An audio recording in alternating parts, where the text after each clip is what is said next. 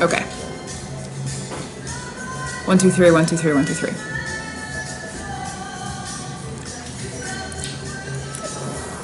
St. Augustine said, "The world is a book, and those who do not travel read only one page." Don't get me wrong, I love Atlanta, but the world is a mighty big place. Good morning, veggie enthusiasts. I gotta tell you, I've been here for about a week, and climbing that mountain has still not gotten any easier. I'm struggling. The struggle is real. Anyway, as you can see, I'm wearing my scarf. Today I plan to get my mosque on. Now the trick in going to a mosque is that you need to make sure that you don't go 30 minutes before or 30 minutes after the call to prayer, because that's considered to be rude as a tourist. And I haven't heard the call to prayer yet today. Usually I hear it at least once. I know it's happened because it happens every day, but I haven't heard it. So that makes me a little bit nervous about going in because I don't want to be rude or disrespectful in any way. So anyway, I'm gonna kind of look around. The first one I'm going to is the Blue Mosque, also known as the the official name is the Sultan Ahmet Mosque, but because it's blue, it's also called the Blue Mosque. But anyway, I'm gonna do that first, and I'm just gonna kind of look around and see if there are other tourists going in, and hopefully if there are, then that means that it's okay.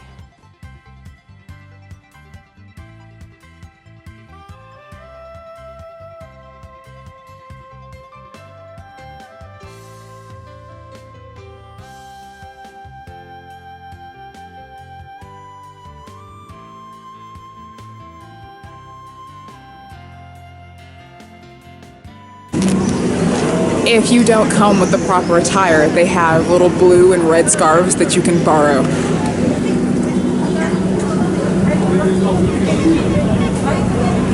They are really strict. I just got told my pants were too tight, and I'm not the only one. And these pants aren't even tight. It's not like I'm wearing skinny jeans or something. The Blue Mosque is located across from the Hagia Sophia. It took only 7 years to construct the Blue Mosque, and the builder is the same person who reconstructed the Kaaba, which is the most important shrine in the Muslim faith located in the holy city of Mecca. It was financed by Sultan Ahmet in the early 17th century, so some also call it the Sultan Ahmet Mosque. When you hear it called the Blue Mosque, it is a reference to the blue tiles inside the mosque. It is believed that Sultan Ahmet had this mosque built to outshine the Hagia Sophia. Most mosques, like the Hagia Sophia, have 4 minarets, but the Blue Mosque has 6. After it was built, an additional minaret was added to the Holy Mosque in Mecca so that the Blue Mosque would not upstage it. I just left the Blue Mosque, and I gotta tell you, I'm a little bit disappointed. The trouble that you have to go through to get in there is not worth the mosque itself. Like, maybe if you've never seen a mosque before, it might be worth it, but for me, no. The Alabaster Mosque in Egypt, in Cairo, was so much more beautiful to me than that one was.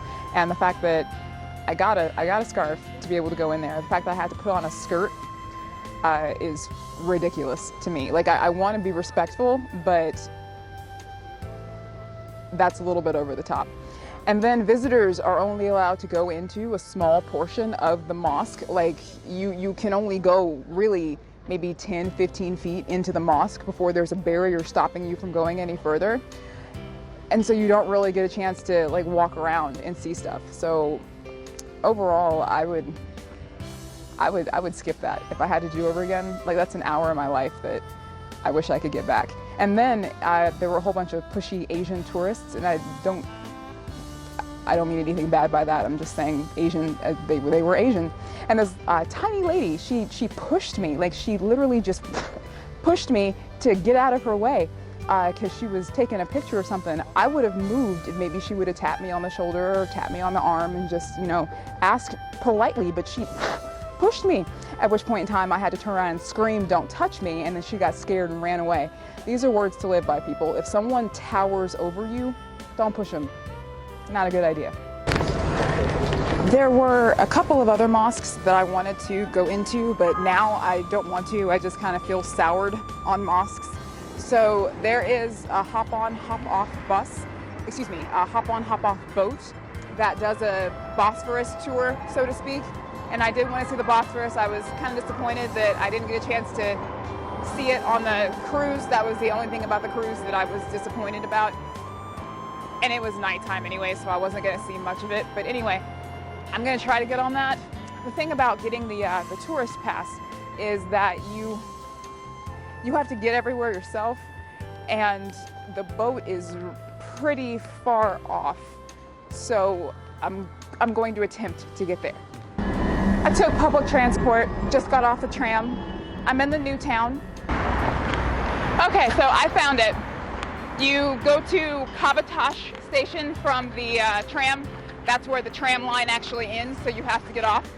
And then you walk about 5 to 10 minutes in the direction of the tram that you just got off of, going toward Dolmabahce Palace, and then it's on the right.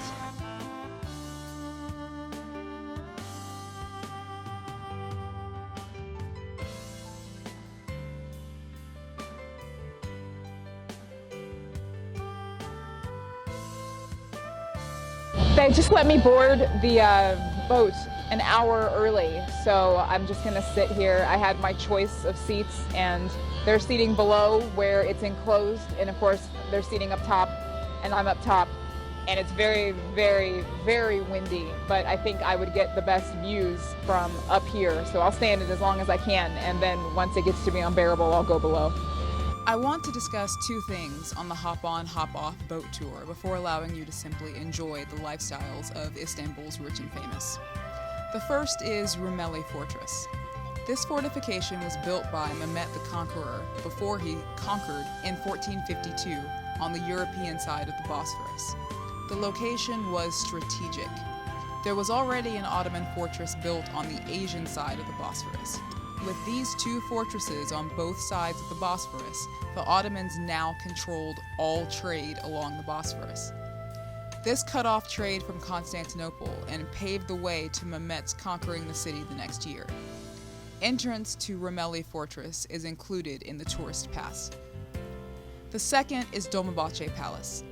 This 19th century palace was the last residence of the Ottoman sultans. Sultan Abdülmecit I had this palace built as a replacement for Topkapi Palace to reinvigorate the image of the Sultanate and the Ottoman Empire, which at this point was in fast decline as countries were moving away from autocracies and toward democracy and nationalism.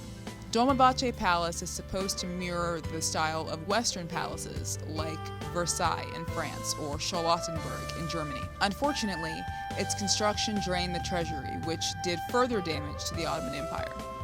In less than a century, the Ottoman Empire would fall. The last sultan was forced to abdicate. The first president of Turkey, Mustafa Kemal, used this palace as one of his residences.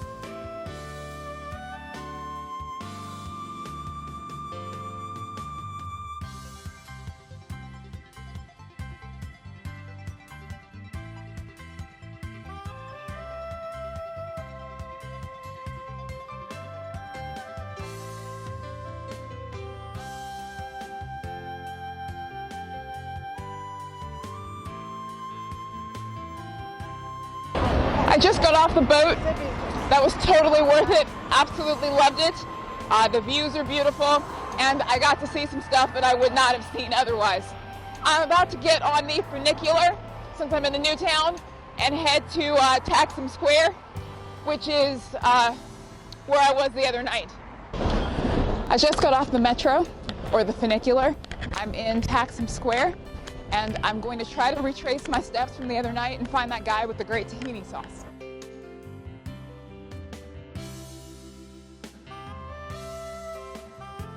I am back at Falafel Zone, and I am about to have the falafel burger, which I saw the other night and it looked delicious, and I really want to try it. I'm about to try my first Turkish coffee. It looks like hot chocolate. It does not smell like hot chocolate. It smells very strong. I'm a little scared. Okay. 1, 2, 3, 1, 2, 3, 1, 2, 3.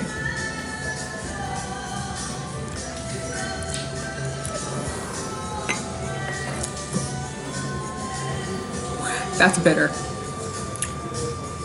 He put sugar in it too, and it's still bitter. Folks, that burger was absolutely delicious, and the tahini sauce was delicious as always, and I just confirmed that at the very least he makes it with lime instead of lemon. So I'll be trying that when I get home, and I'll just work with the spices until eventually I get it. Or I don't. I'll keep working at it. At any rate, it started raining outside, so I'm gonna put the camera up before I leave. And oh, he gave me some apple tea.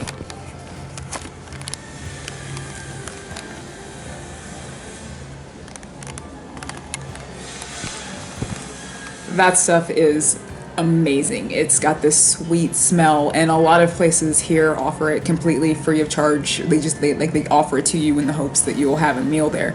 But anyway, or if you have a meal, they'll offer it to you after the meal. But anyway, great day today. I had an amazing time on that Bosphorus tour. Did you guys know that the word Bosphorus means the cow passage, by the way? Okay, I'm not gonna do any more history. I'm not. Okay, just a little bit. Like, it goes all the way back to Greek mythology, and it has to do with Zeus and Io, who was one of the women that he had a relationship with, human women. And in order to keep her away from Hera, Zeus's wife, he turned her into a cow, and he took her to Egypt, and they had to cross the Bosphorus. So that's how it became known as the Cow's Passage. That's what Bosphorus means. Okay, I'm done. I will see you guys later, and there's one ring to rule them all, so it was a good day no matter what else happened. Thanks so much for watching. See you guys soon. Don't forget to leave your comments below. If you enjoyed this video, then give it a like. Subscribe if you haven't already, and don't forget to stalk me on Instagram at ATLVegOut.